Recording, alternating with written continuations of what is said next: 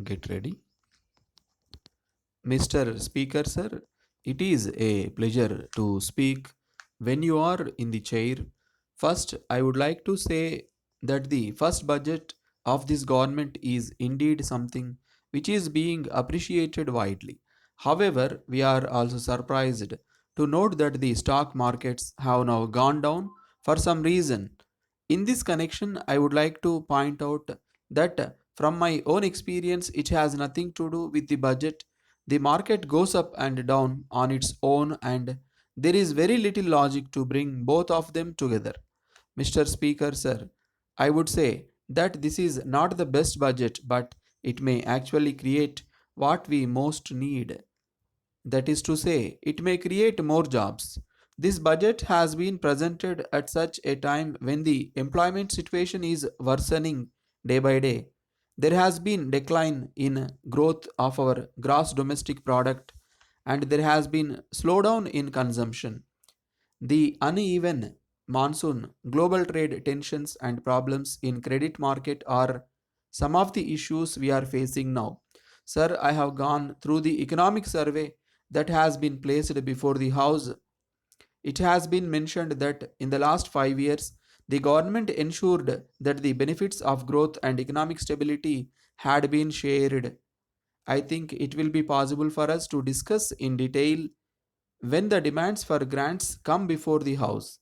I am happy to note that the allocation for agriculture has seen the highest increase in this year's budget. In this connection, I would like to congratulate the government on keeping up their promise made last year. In addition to that, I find that the allocation for railways and the devolution of funds to the state governments have also increased considerably. I find that the objectives of the government have been spelt out clearly in the budget. As a matter of fact, as has been rightly pointed out in the budget document, economic growth must be on top of the agenda of this new government.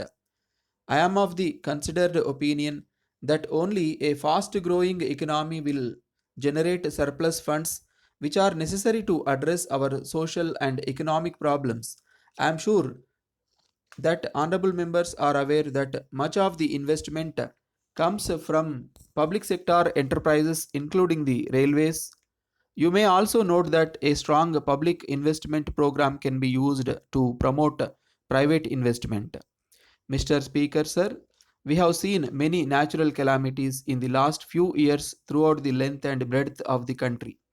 Either there is prolonged drought or there is excess rainfall within a short period leading to floods. I am of the opinion that the states which face such natural calamities repeatedly every year need special attention from the government of India. It is therefore necessary that care should be taken by the union government to develop a special formula for such states. From the papers placed on the floor of the House, I find that many states which have taken good efforts for reduction of poverty have been particularly affected by natural calamities. These frequent floods and cyclones have resulted in loss of life and property. As a matter of fact, these events have the effect of pulling the states back from their development. You may have noted that we need thousands of crores of rupees to restore normalcy after a massive flood and the economy of the state is badly affected. In this connection, I have a point to make. Before this house, many of the eastern states which have been badly affected are rich in coal mines. They are yet to get coal royalty from the central government. If these funds are released in time, it would be helpful to those states to improve their funding for disaster management. Before concluding, I would like to congratulate the Honorable Finance Minister and the Honorable Prime Minister on a bold and revolutionary budget. It gives me great pleasure to state that every section of the society has been taken care of by this budget. If we have to say a few words about the budget, it is worthwhile to mention that this budget concentrates on rural India, namely the poor, and the farmers.